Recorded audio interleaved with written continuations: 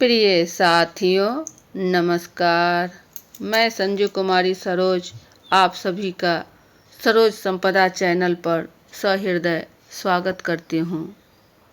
आज के इस सेशन में हम सब हिंदी मीडियम में टॉप 10 क्वेश्चंस जे कृष्णामूर्ति पर आधारित जो प्रैक्टिस सेट के रूप में अति महत्वपूर्ण सटीक प्रश्नोत्तरी होगी, यह आपको पार्ट 3 के रूप में इसके पहले पार्ट 1, 2 किए जा चुके हैं।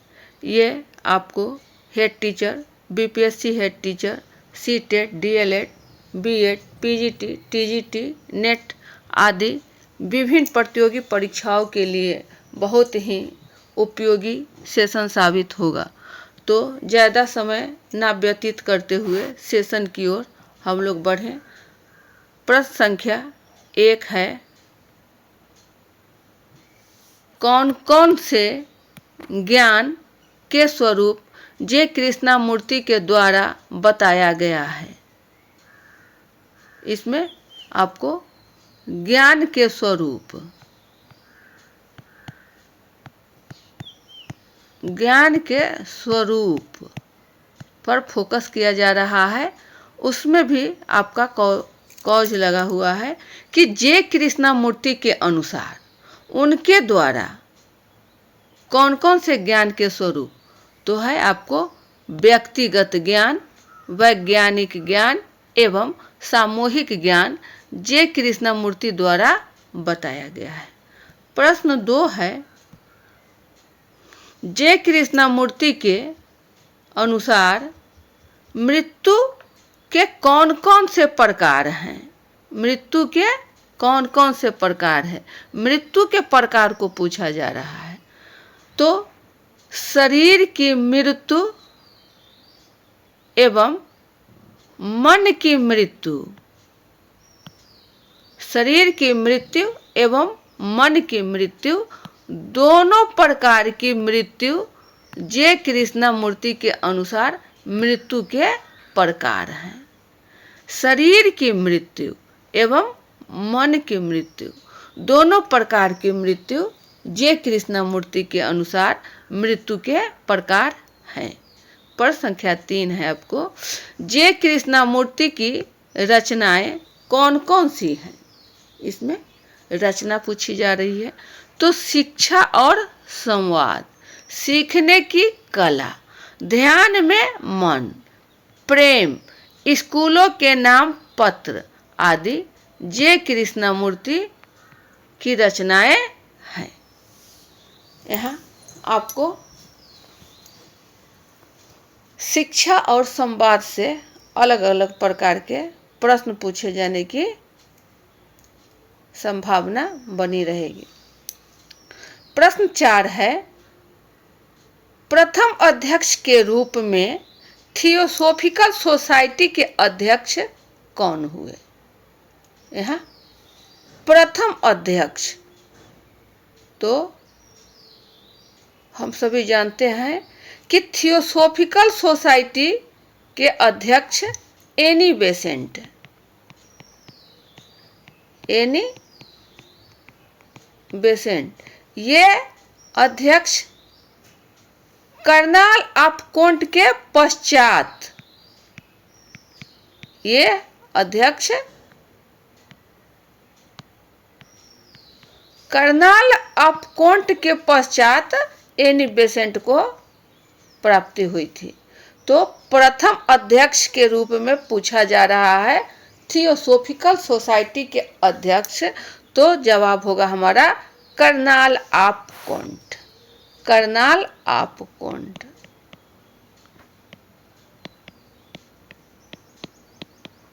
ये रहा। 5वां प्रश्न है, द की टू थियोसॉफी के रचनाकार कौन है। द की टू थियोसॉफी, तो इसके रचनाकार हैं हेलेना ब्लॉत्स्की, हेलेना ब्लॉत्स्की। नेक्स्ट क्वेश्चन, प्रश्न संख्या 6 है, वर्तमान शिक्षा प्रतियोगिता की भावना पर विकसित करती है और यह भय पर आधारित है। यह किनके द्वारा कही गई बात है? तो ये है आपको जे कृष्णमूर्ति। यह है आपको जे कृष्णमूर्ति।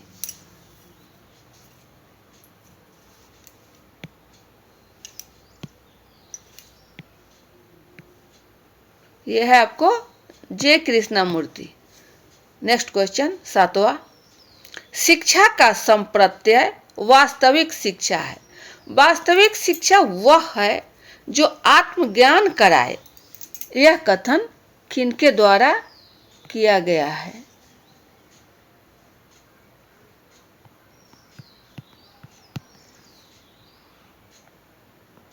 चलिए, यह है आपका संप्रत्यय।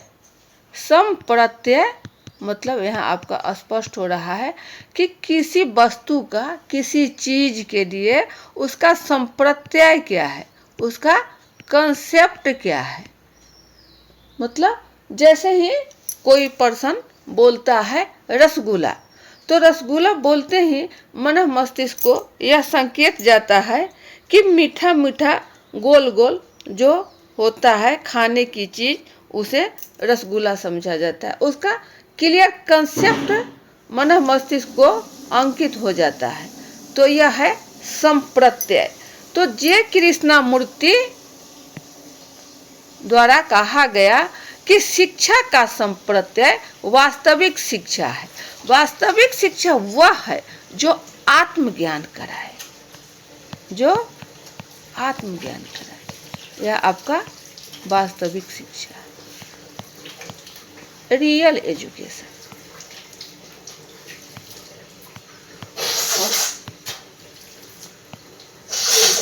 Next question. ओएसई को जिद्दू कृष्णमूर्ति द्वारा कब भंग कर दिया गया? यानी ओएसई, इसे जे कृष्णमूर्ति द्वारा कब भंग कर दिया गया? तो पहले जाने कि ओ का मतलब क्या है। तो ओ है आपका ऑर्डर ऑफ द स्टार। या स्टार, ये रहा ऑर्डर ऑफ द स्टार, और ये है आपका इन the east. In the east, order of the star in the east, OSE। तो OSE यानी order of the star in the east को कब भंग कर दिया गया जे कृष्णमूर्ति द्वारा? तो है यह आपका 3 अगस्त 1929। 3 अगस्त 1938 को इसे भंग कर दिया गया। अब नेक्स्ट क्वेश्चन है आपको कि OSE यानी order of the star in the east J Krishnamurti को कब बनाया गया? कब बनाया गया? तो ये है आपका 1911। 1911 order of the star in the east J Krishnamurti को 1911 में बनाया गया। नेक्स्ट क्वेश्चन 10वां है आपको। एनी बेसेंट द्वारा जे कृष्णमूर्ति को विश्व गुरु कब घोषित किया गया? अब यहाँ है कि विश्व गुरु के रूप में जे कृष्णमूर्ति को एनी बेसेंट द्वारा कब घोषित किया गया? तो यह है आपको 1927 में। 1927 में। तो अभी हम सब ने देखा कि एनी बेसेंट थियोसॉफिकल सोसाइटी के अध्यक्ष के पहले कर्नाल ऑफकोंट को थियोसॉफिकल सोसाइटी के प्रथम अध्यक्ष के रूप में जाना जाता है। कर्नाल ऑफकोंट के बाद ही दूसरे नंबर पर दूसरे अध्यक्ष के रूप में एनी बेसेंट का नाम आता है। तो इसे भी हमें ध्यान में रखना है कि एनी बेसेंट जो है आपको थियोसोफिकल सोसाइटी के अध्यक्ष दूसरे नंबर पर थे। तो ये थे आपके कुल 10 यानी टॉप 10 क्वेश्चन जो परीक्षा में पूछे जाने की बहुत संभावना है।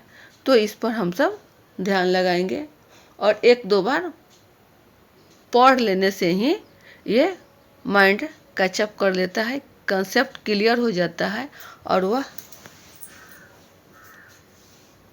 लंबे समय तक स्मरण में बना रहता है।